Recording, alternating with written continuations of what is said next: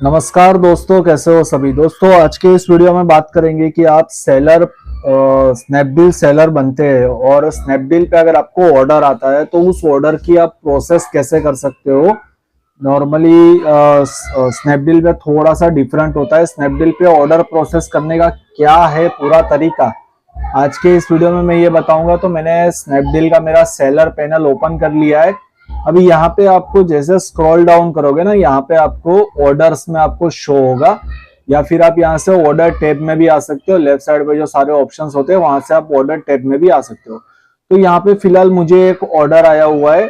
ऐसे तो मैं सारे ऑर्डर जब मॉर्निंग में होता है तभी मैं चेक करता हूँ, लेकिन ये ऑर्डर प्रोसेस कैसे की जाती है इसके ऊपर मैं प्रोसेस पूरी बता रहा हूँ कि आपको जो भी ऑर्डर आता है इसके लिए आपको क्या करना है। अगर आपको एक या एक से ज्यादा भी ऑर्डर आते तो आपको पहले यहाँ पे ऑल पे क्लिक कर देना है। यहाँ पे आपको ऑल दिखेगा, ऑल पे आपको क्लिक कर देना है। ऑल पे क्लिक करने के बाद आपको सीधा उसके बाजू में प्रिंट का ऑप्शन है, आपको प्रिंट के ऑप्शन पे क्लिक कर देना है। जैसे ही आप प्रिंट के ऑप्शन पे क्लिक करोगे आपके जितने भी ऑर्डर रहेंगे सबकी यहाँ पे प्रिंट आपको शो हो जाएगी। यहाँ से आपको डाउनलोड टैब पे क्लिक कर देना है।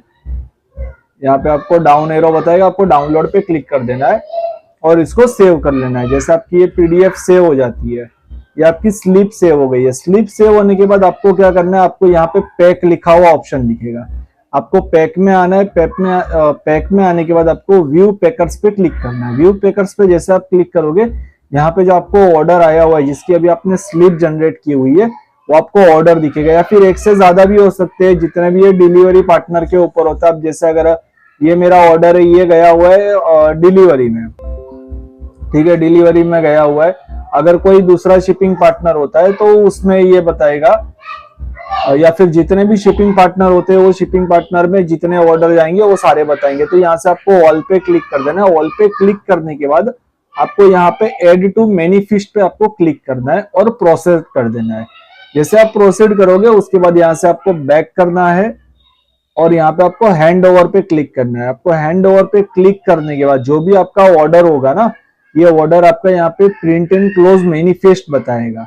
आपको प्रिंट एंड क्लोज मैनिफेस्ट पे क्लिक करना है, यहाँ पे प्रिंट करना है। अब इस प्रिंट को आपको चाहो तो आप इसकी डाउनलोड करके फिर जो भी डिलीवरी पार्टनर होगा उसको जब भी आप दोगे तो यहाँ पे उस डिलीवरी पार्टनर का नाम, उसकी सिग्नेचर, डेट एंड टाइम पे आप लिख के फिर इसको फोटो क्लिक करके आप इसको अपलोड कर सकते हो। जैसा कि यहाँ पे होता है अपलोड मैनिफेस्ट कॉपी, तो यहाँ पे आपको अपलोड मैनिफेस्ट कॉपी करनी है। इन केस अगर ऐसा दिक्कत कई बार कभी कभार ही होती है, बाकी नॉर्मली तो ये ऑटोमेटिक जो भी डिलीवरी पार्टनर होता है वो लेके जाता है, तो यहाँ पे हो जाता है। तो आप बस सेफ्टी के लिए इसको डाउनलोड कर सकते हो।